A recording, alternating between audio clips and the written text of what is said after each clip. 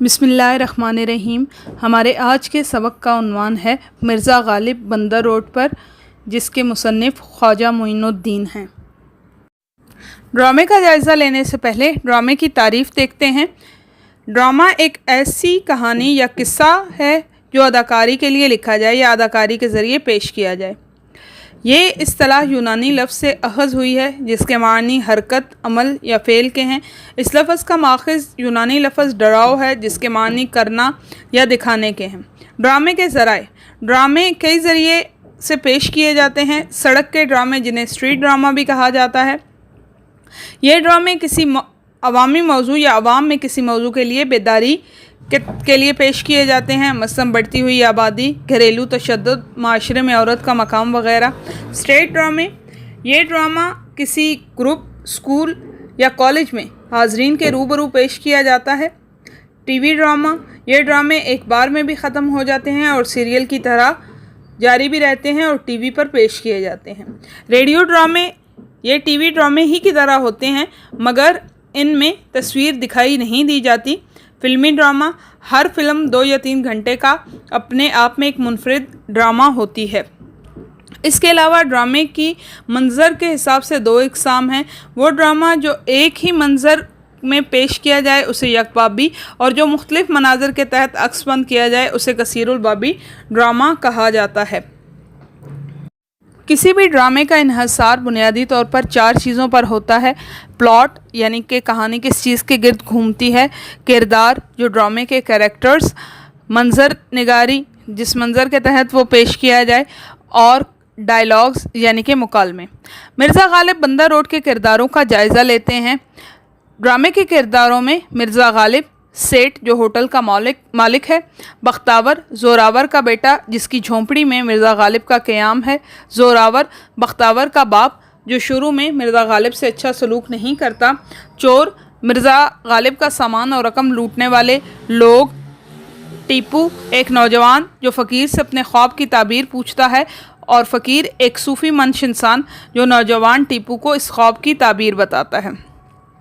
کہانی بنیادی طور پر ٹیپو کے خواب سے شروع ہوتی ہے جو کہ فقیر کے پاس اپنے خواب لے کر جاتا ہے، اور اس خواب کے تحت وہ یہ دیکھتا ہے کہ مرزا غالب آج کے دور میں واپس آ گئے ہیں اور بندر روڈ کے اوپر گھوم رہے ہیں، جہاں لوگوں کے ساتھ بات چیت کرنے میں انہیں کافی دشواری کا سامنا ہے۔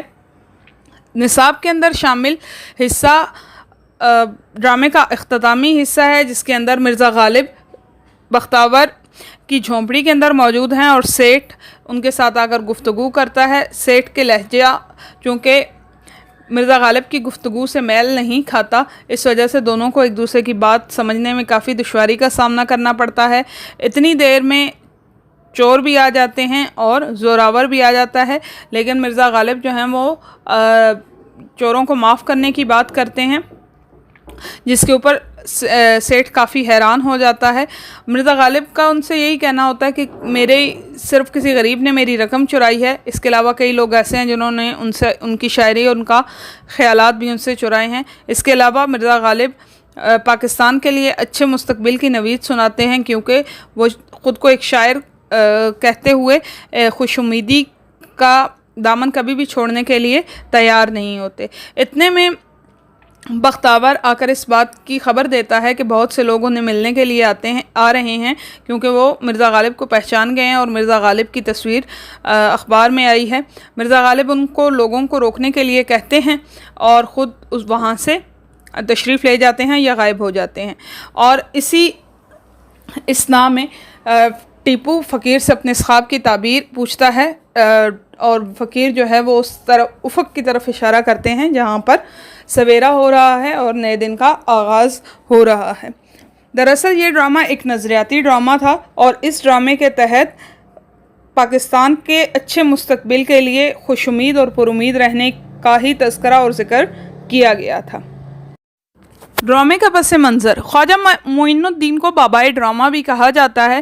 ان کی خوبی یہ ہے کہ وہ ڈرامے لکھنے کے علاوہ انہوں نے ان کو پیش بھی خود کیا۔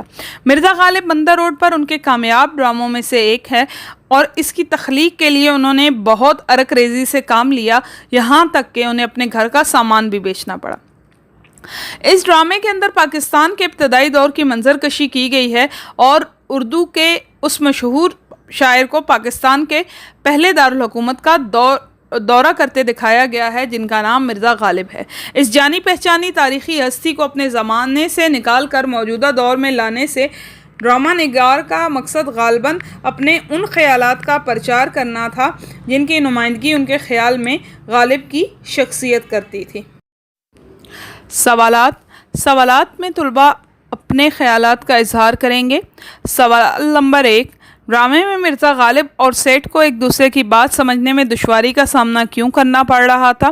سوال نمبر 2، مندرجہ ذیل جملوں کی وضاحت کریں۔ لیکن اب میں اس بات کا عادی ہو چکا ہوں، تا غریب نے میرے روپے چرائے۔ دوسرا پیسج ہے، دنیا کا ہر بڑا انقلاب انہی جھونپڑیوں سے تا نئی ہمت کے ساتھ آگے بڑھنا چاہتا ہوں۔ سوال نمبر 3، ڈرامے کا مرکزی خیال تحریر کیجیے۔ سوال نمبر 4، سیٹھ کی کردار نگاری کیجیے۔ سوال نمبر 5، ڈرامے کے تناظر میں بتائیے کہ بحیثیت پاکستانی طالب علم آپ پاکستان کو ایک بہتر ملک بنانے کے لیے کیا کرتے یا کر سکتے ہیں۔ 3 نکات میں اپنا جواب تحریر کیجیے۔ خواجہ معین الدین کے حالات زندگی۔ خواجہ معین الدین 23 مارچ 1924 کو حیدرآباد دکن برطانوی ہندوستان کے زمیندار گھرانے میں پیدا ہوئے۔ خواجہ معین الدین حیدرآباد میں تھے تو اکثر ریڈیو دکن سے پروگرام نشر کیا کرتے تھے۔ اس کے علاوہ انہوں نے زمانہ طالب علمی میں چند ڈرامے بھی لکھے۔ کہا جاتا ہے کہ آپ نے اپنا پہلا ڈرامہ 14 برس کی عمر میں لکھا، جن میں سے سرکاری دکان اور پرانے محل بہت پسند کیے گئے۔ 1948 میں پاکستان آنے کے بعد بھی انہوں نے اس شغل کو جاری رکھا۔ پاکستان میں انہوں نے جو ڈرامے تحریر کیے ان میں سب سے پہلا ڈرامہ زوال حیدرآباد تھا۔ اس کے بعد انہوں نے نیا نشان، لال قلعے سے لالو کھیت تک، تعلیم بالغاں، مرزا غالب بندر روڈ پر، جیل کو کہیں سسرال، جلسہ عام اور ساون کا اندھا نامی ڈرامے نہ صرف تحریر کیے بلکہ ان کی ہدایات بھی دیں۔ ان کے ڈرامے طنز کے نشتروں اور مزاح کی حلاوت کا ایک خوبصورت مرقع ہوتے تھے اور انہیں دیکھنے والے ایک لمحے کے لیے بھی ان کے مکالمات کے طلسم سے باہر نہیں نکل پاتے تھے۔ خواجہ معین الدین 9 نومبر 1971 کو کراچی میں پاکستان میں وفات پا گئے۔ انہوں نے صرف 47 سال کی عمر پائی، مگر اتنی کم عمری کے باوجود وہ ڈرامہ نگاری میں اپنے ان منٹ نقوص رقم کر گئے اور وہ کراچی میں سخی حسن کے قبرستان میں سپرد خاک ہوئے۔ تحریر کی خصوصیات۔ خواجہ معین الدین نے ہمیشہ نظریاتی ڈرامے لکھے۔ مکالموں کا اختصار، چبھن اور بے ساختہ پن ان کے ڈراموں کا خاصہ ہے۔ آپ کے ہر ڈرامے کے پیچھے قومی اصلاح کا جذبہ کار فرما ہے۔ خواتین کے کردار بہت کم یا بالکل بھی ڈراموں میں استعمال نہیں کیے گئے۔ ڈرامے میں طنز ملیح یعنی کہ میٹھے طنز سے کام لیا گیا ہے۔ آپ کی سماعتوں کا بے حد شکریہ۔